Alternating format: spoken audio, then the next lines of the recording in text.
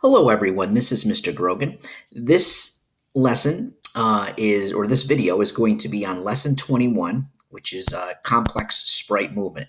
We are skipping lesson 20, uh, but some of the stuff that gets covered in this lesson will involve things that we've covered in prior lessons. In particular, the one on velocity, which was a couple lessons ago, and then we also go a little bit into the counter pattern again, which was back towards the beginning of this unit.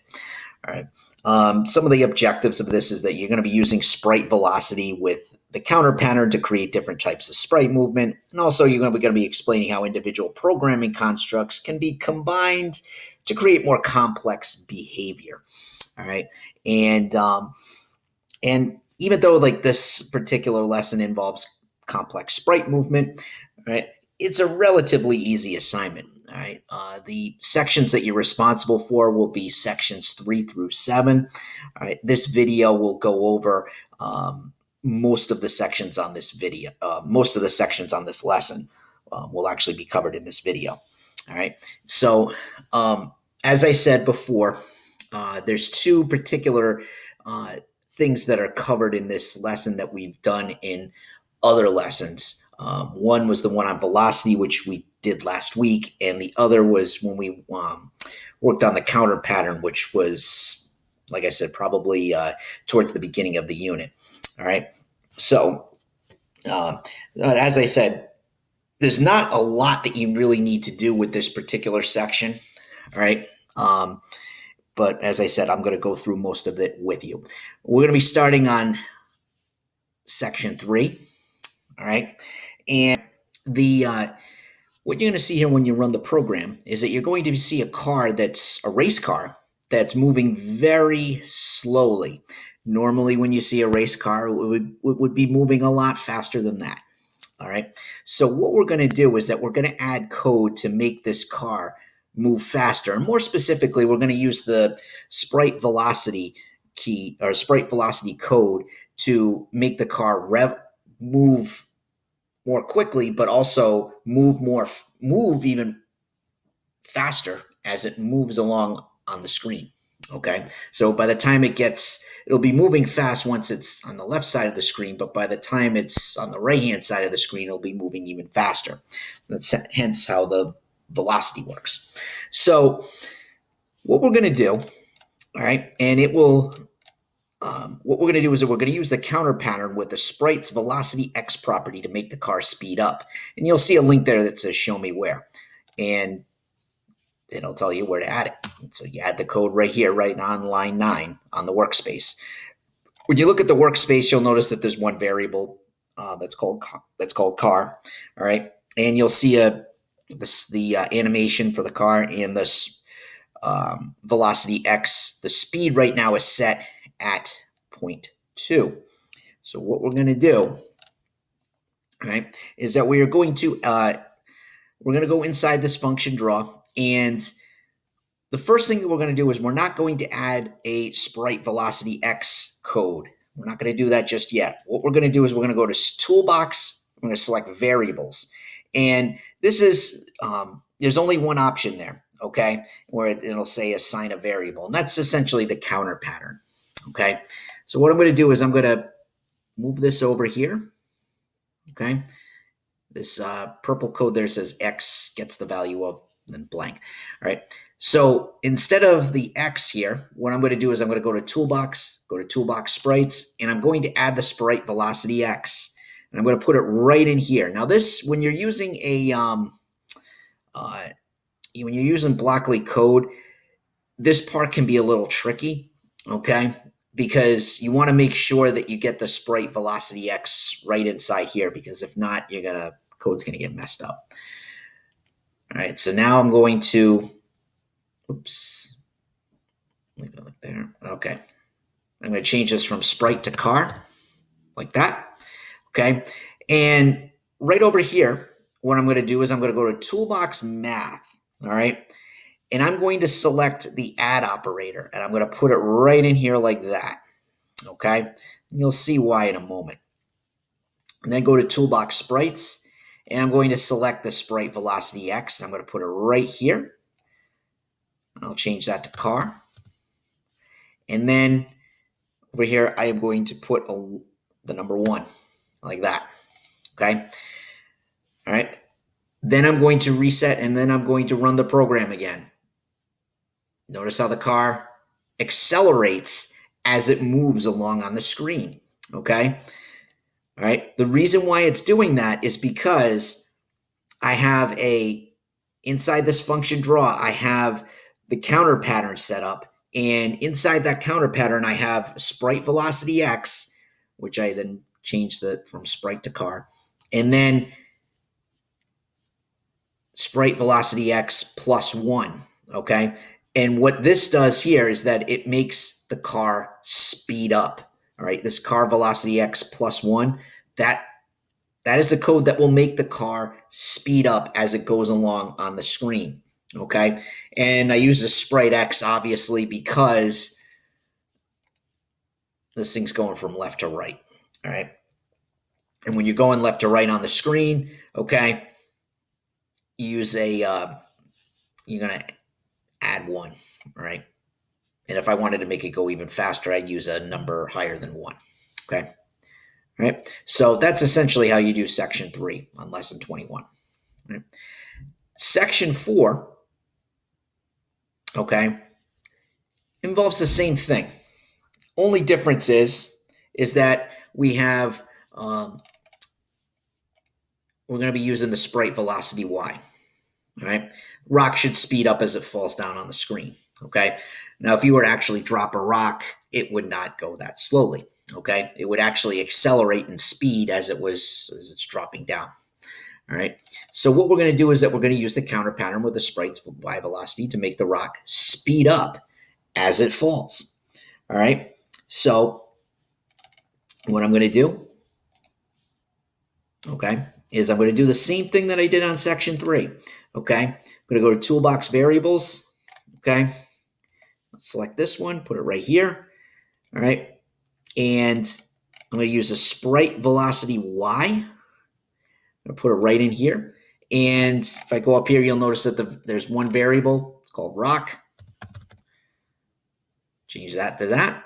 And then I go to Toolbox Math. All right. And because we want the rock to fall, all right, notice that when we go into the program, when we have the insertion point going, we move the insertion point down on the screen, you notice that the Y coordinate will go up. So I'm going to go to Toolbox Math, add operator, put that right here. Then I'm going to go to Toolbox Sprites, sprite velocity Y, change that to a rock. And then I'll put a 1 there. Okay. Much like it did on section 3. All right.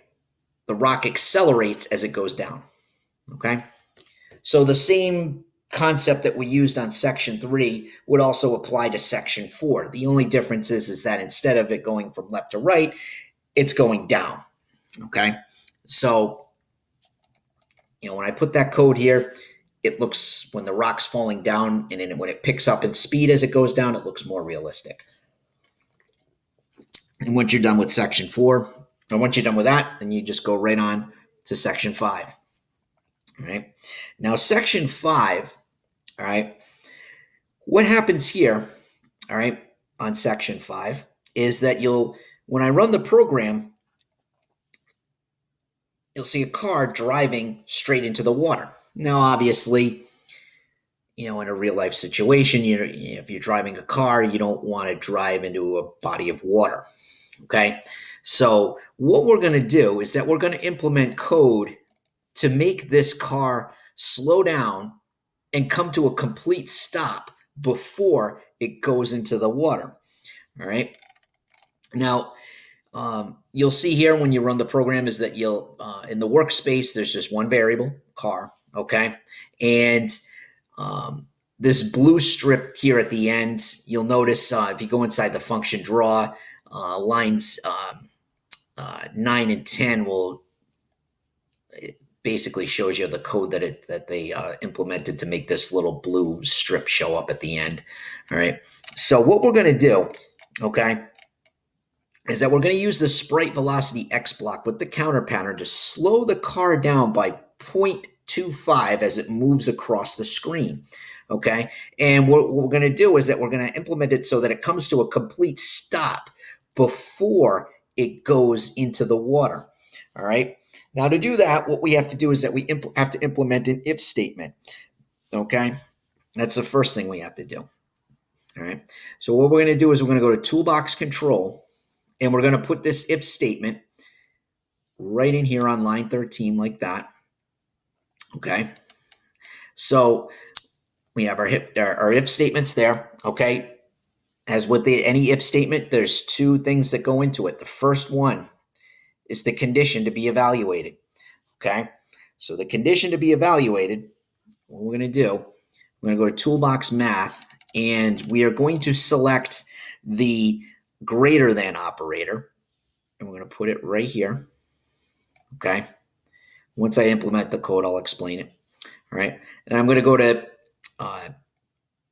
Toolbox Sprites. Okay. And I'm going to put in a velocity X code, Sprite velocity X. All right. Have that called car. All right. And have it greater than 0. Okay. Now, for the second part, all right, the code to run if the condition is true. All right. What we're going to do is that we're going to go to Toolbox Variables. We're going to put the counter pattern in right there like that. And then I'm going to go to Toolbox Sprites, Sprite Velocity X. All right. And then it's going to call that car. All right. And over here, I'm going to go to Toolbox Math. And I'm going to use a subtract operator here. Okay. Put that there like that. And then we're going to put a car velocity X over here. All right. And up here on the directions, it says slow it down by 0.25. So what I'm going to do is I'm going to put a 0.25 right here. Okay. So this code here, line 14, that's the code that's going to run if the condition up here on line 13 is true. Okay. That's essentially the two components of an if statement. All right. So once I do that, I'm going to go reset, and I'm going to run the program. All right. Now the car, you'll notice it slows down, and then it comes to a complete stop before it goes into the water. All right. Now, the reason why I did that is that I set up an if statement here that says here for the conditional of the if statement is if the car velocity X is greater than 0, which when it starts, okay, it starts out greater than 0. So right now, like the car velocity is at 10 right there on line 3, okay? And it slows down by 0.25, all right, which means that it slows down gradually, all right, and slows down gradually to the point that it comes to a complete stop. And it does so before it goes into this blue strip, okay, all right. So in order to get the car to do that, you have to put in an if statement, okay? Because the velocity is set at 10, it's already starting off pretty fast, okay? So you want it to slow down gradually to the point where it comes to a complete stop, okay?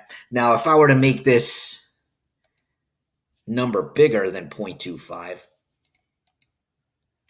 it will slow down a lot more quickly, actually, okay? So if I set it at 1, you'll notice that car doesn't move very far, okay? But I set it to 0.25 because we want the car to come almost to the water, but not quite, all right?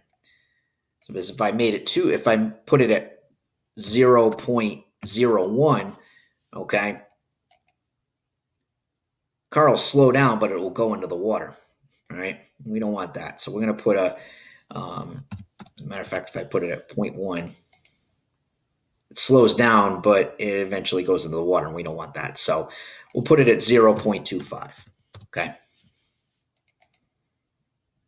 There you go. Okay. And that's how section 5 works. Section 6, I'm going to have you do on your own.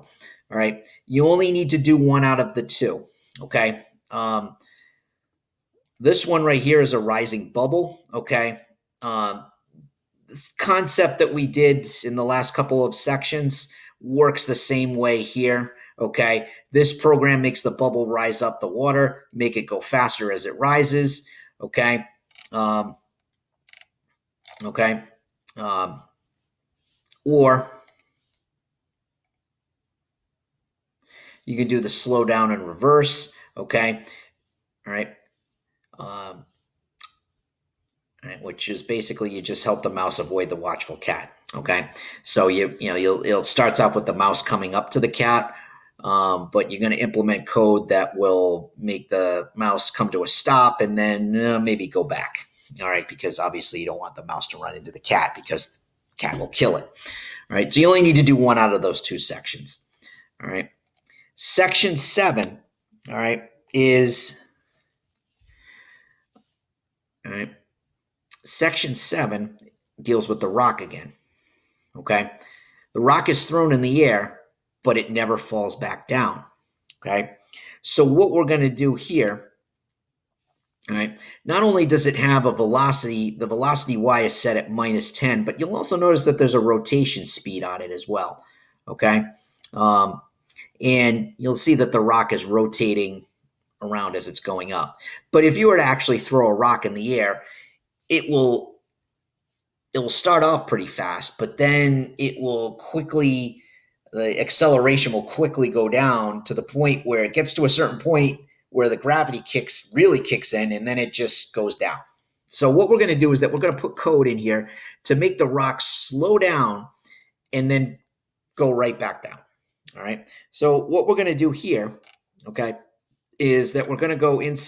You're going to go inside the function draw, okay, and what we're going to do is that we're going to put in I'm going to go to toolbox variables. We're going to put in this counter pattern here, okay, and then we are going to go to toolbox sprites, and we're going to select the sprite velocity y because it's going up and down.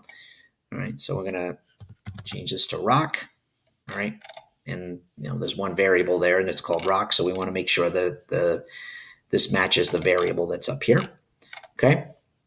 And then we are going to go to toolbox math. All right. And we are going to select the add operator. And I'll explain why in a moment. We'll go here. And then we're going to go to toolbox sprites and we're going to go to sprite velocity y. Put that right in here. Change that to a rock. And we are going to do the 0.25 again. All right. All right. And then we are going to run the program. Goes right back down. Okay. The reason why it does that is because, all right, it starts out at a -10. The velocity starts out at -10. Okay. And the reason why it's at -10 is because when we move this up, okay, when we put the insertion point in the program, when we move it up, you'll notice that the y coordinate goes down as we move up. Okay. So that's why the speed, even though the speed is set at -10 up here on line 3, okay, that means that the rock is moving up. Okay. So in here, when I have inside the function draw with the rock velocity y, what it's doing here is that when I run the program, it slows down. Even though it's at a plus 0.25, okay, in all reality, the rock is slowing down because the velocity is set at -10. And when I set this to a positive 0.25, that means that because it's going up, it's slowing down. Okay. And then it reaches a point and then it falls back down. Now, the reason why this is a little bit different than section 5 is that on section 5, we had the car come to a complete stop. Okay. If you recall back on section 5 over here, All right. We had a car that came to a complete stop right before it drove into the water. Okay. The reason why it came to a complete stop is because we used an if statement there. With this one, we don't need an if statement because we want this rock to go right back down. If I didn't put an if statement on section 5, the car would have gone up to the water and then going in reverse in the other direction. Okay. All right. So once you're done with section 7, then you're done with the assignment. All right. The next lesson, lesson 22, that's going to be the last lesson that we're going to do before we go into a project that will take us up to the end of the semester. All right. And if you have any questions on it, please let me know. Thank you very much.